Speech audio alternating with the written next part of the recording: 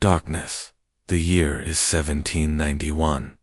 On a moonless night in the Caribbean, deep inside the forests of a place once called Saint Domingue, a secret gathering begins.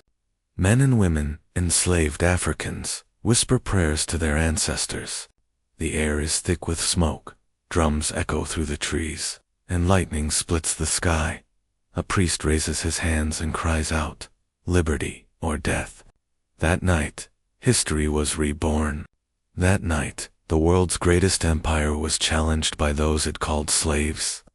What began as an uprising on a small island would shake the entire world, topple Napoleon, inspire revolutions, and change the course of history forever. This is the untold story of the Haitian Revolution, the first successful slave revolt in human history, led by Africans who refused to die in chains. Before it became Haiti, the island was known as Saint Domingue, a French colony on the western side of Hispaniola.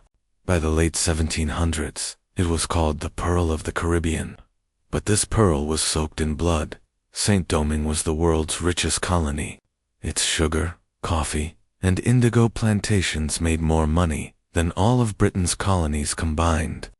The French elite in Paris dined on sugar grown by African hands scarred by whips and burned by boiling cane juice. Behind that wealth was a nightmare. More than 500,000 enslaved Africans were forced to work under brutal conditions. They were brought from West and Central Africa, from kingdoms like Congo, Dahomey, Yoruba, and Igbo lands. They brought with them their languages, beliefs, and warrior traditions. But in the plantations of Saint, they were stripped of everything: names, families, even their humanity. Out of every 10 Africans who arrived, at least 7 died within a few years. The island was a living hell, but also a powder keg waiting to explode. Even in slavery, Africa lived on. In the darkness of the cane fields, they whispered ancient prayers. In the rhythm of the drums, they remembered home. In the unity of the oppressed, Africa's spirit survived. These Africans were not broken. They were exiled warriors, healers, and kings. Some were soldiers from the Congo Wars.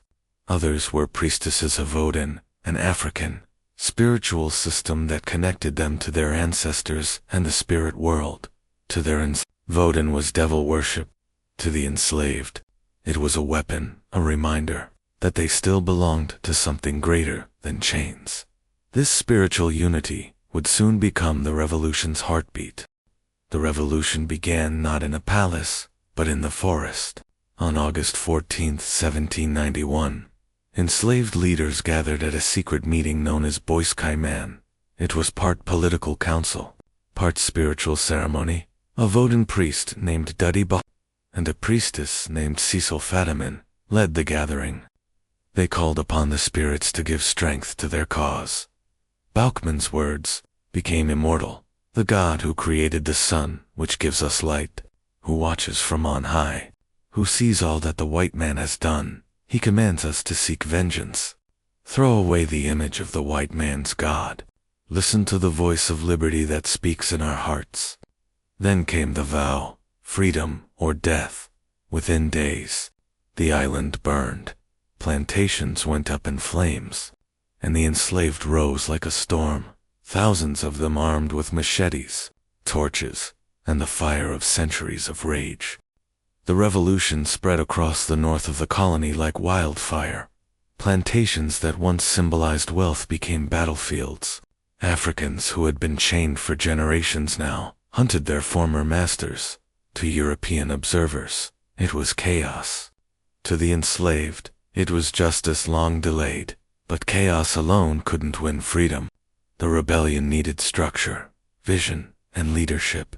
And in the midst of that storm, a man rose, a man who would become one of the greatest military minds in history, Toussaint Louverture.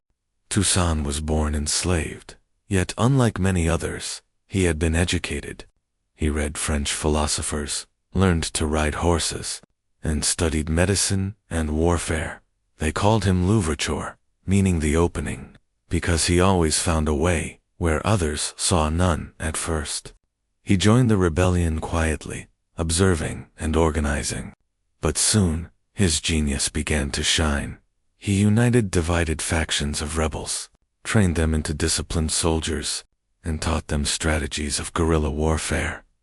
While European generals underestimated him, he studied their weaknesses, and soon Toussaint's army, composed of former slaves, began to defeat the world's mightiest forces. By 1793, Saint-Domingue was at the center of a global storm. France had fallen into revolution. Spain and Britain wanted to seize the island, and the enslaved wanted freedom. Toussaint navigated between these powers with unmatched intelligence. At first, he allied with the Spanish, who promised freedom to all who fought the French. But when France itself abolished slavery in 1794, Toussaint switched sides, joining the French Republic. Under his command, the former slaves not only secured freedom, they expelled the British and Spanish from the colony. For the first time in modern history, an army of enslaved Africans defeated European empires. By 1801, Toussaint Louverture ruled Saint-Domingue as governor. Slavery was gone. The plantations were rebuilt, but now the workers were free and paid. Schools opened, trade flourished, and peace returned. Toussaint believed the revolution was not just about Haiti, it was about the dignity of all Africans everywhere. He once said, "I was born a slave, but nature gave me the soul of a free man." But far across the sea, another man was watching, one who could not accept the idea of black freedom. His name was Napoleon Bonaparte. Napoleon saw Haiti's success as a direct insult to white supremacy and empire. He called the revolution a disease and vowed to destroy it. In 1802, he sent an army of more than 60,000 soldiers, the largest expedition France had ever sent overseas, to crush the revolution and restore slavery. It was led by his brother, General Charles Leclerc. Napoleon believed it would be over in weeks. He had no idea he was walking into the graveyard of empires. At first, Toussaint tried diplomacy.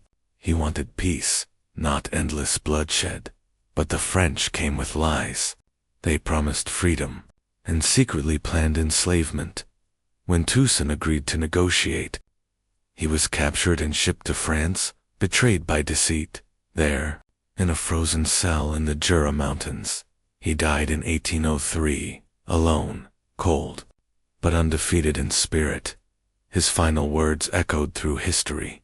"In overthrowing me, you have cut down only the trunk of the tree of liberty. It will spring up again, for its roots are deep and strong." And he was right, because the fire he started would not die, it would burn even brighter. After Toussaint Louverture's capture, many thought the revolution would die with him, but they didn't understand. The revolution was not one man, it was a people's spirit, carried across oceans, forged in suffering, and fueled by a hunger for freedom no army could crush. Among those who picked up the torch was Jean-Jacques Dessalines, Toussaint's most loyal general, and one of the fiercest warriors of the age. Where Toussaint was a strategist, Dessalines was a storm. His heart burned with vengeance for the thousands betrayed, enslaved, and slaughtered by the French. He looked upon the smoldering land of Saint-Domingue and declared, "Liberty cannot be given, it must be taken by force." And so began the final war. The French arrived with confidence, thousands of seasoned troops, led by generals who had conquered Europe. But they had never faced anything like this. The Haitians knew the land, the forests, the mountains, the rivers. They struck like ghosts, vanishing before the enemy could strike back. The French called them les diables noirs, the black devils. But even more deadly than swords and muskets was an invisible enemy, yellow fever, as the French soldiers marched through the tropics. The disease swept through their ranks like wildfire. Within months, tens of thousands lay dead, not from battle, but from the fever, what Napoleon's army called bad luck. The Haitians saw as justice delivered by the ancestors. Dessalines watched as nature itself joined the war for freedom. The French fought back with unspeakable cruelty. Villages were burned. Civilians were executed. Entire families were wiped out. But every act of terror only made the revolution stronger. For every child killed, 100 warriors rose to avenge them. For every woman enslaved, 1,000 men took up arms. The war became one of annihilation, both sides fighting to the death. Dessalines, hardened by betrayal and loss, declared, "We have dared to be free. Let us be thus by ourselves and for ourselves." He would show no mercy, not because he was cruel, but because the French had taught him what mercy meant in their world: chains. By 1803, the final French stronghold was at Vertières, near Cap Haitian. There, the fate of Haiti and the future of freedom would be decided. It was November 18th. The French troops, weakened and desperate, faced an army of former slaves, farmers, and laborers, armed with courage, machetes, and faith. The battle began before dawn. Cannons roared, smoke covered the sky, and the ground shook beneath their feet. Dessalines' generals Christophe, Pissoun, and Capois-Lamort led the charge. Capois' horse was shot under him, but he stood up, sword in hand, and cried, "Forward, forward, on to victory for liberty." Even the French officers, moved by his bravery, paused their fire to salute him. But Capois didn't stop. The Haitians pressed on, and by the end of the day, Vertières belonged to the revolutionaries. Napoleon's dream of restoring slavery was crushed forever. On January 1st, 1804, Jean Dessalines stood before the people of the new nation. He tore the white color from the French flag, leaving only blue and red, the colors of unity between black and mixed race Haitians. Then he declared, "We have paid for our independence with the blood of our children. Let us vow before the whole world that we will die rather than live as slaves." And with that, Haiti was born, the first independent black republic in the world. The only nation in history born from a successful slave revolt. The name itself came from the language of the island's first people, the Taino, meaning land of mountains, a symbol of endurance, strength, and defiance. The world trembled. Europe's powers could not believe it. Enslaved Africans had defeated Napoleon. They had done what no European army had ever achieved. But instead of celebrating Haiti's freedom, the world turned its back. France refused to recognize the new nation. The United States, terrified that its own enslaved people would rise, imposed sanctions and isolated Haiti. Even neighboring colonies suppressed news of the revolution. The message was clear. Haiti was free, but freedom came at a price. Still, the flame could not be contained. Across the Americas, enslaved Africans heard whispers of a black nation that had broken its chains. And in Africa itself, the name Haiti became a symbol of hope, proof that the oppressor could be defeated. Dessalines, now Emperor Jacques I, ruled with fierce determination. He knew that freedom without strength could be lost again. He tried to rebuild the country, to unite a divided people, to create schools, farms, and defense systems. But internal divisions and foreign pressure made his rule short.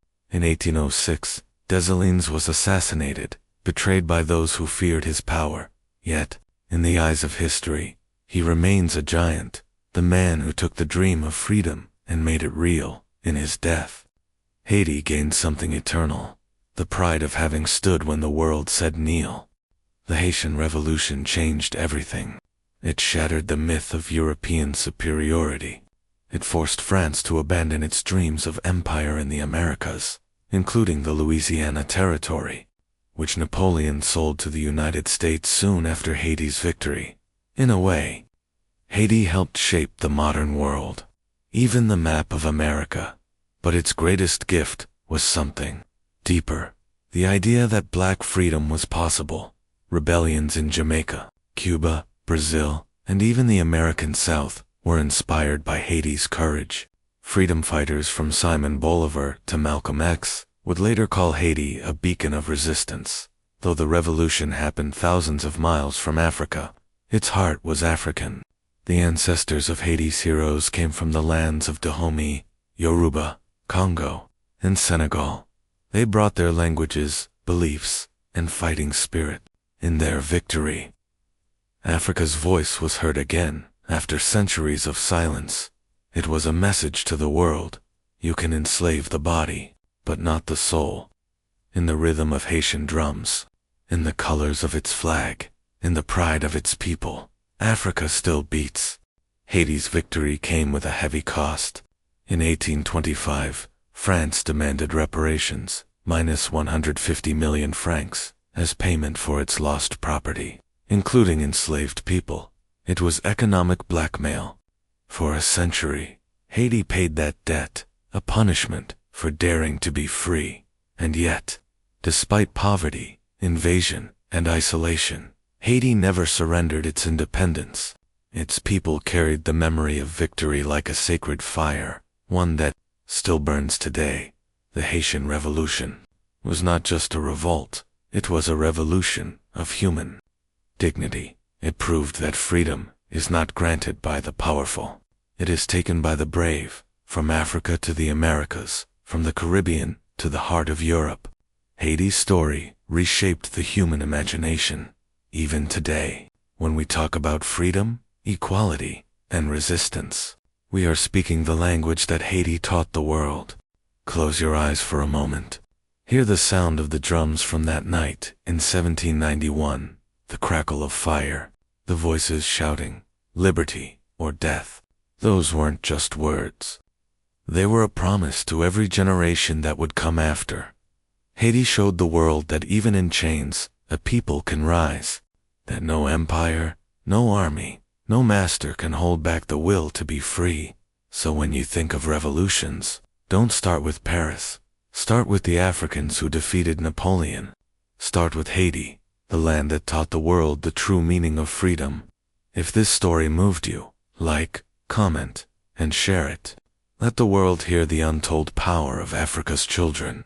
And don't forget to subscribe to Africa Untold, where every story brings Africa's lost history back to life, because as long as we remember, the fire still burns.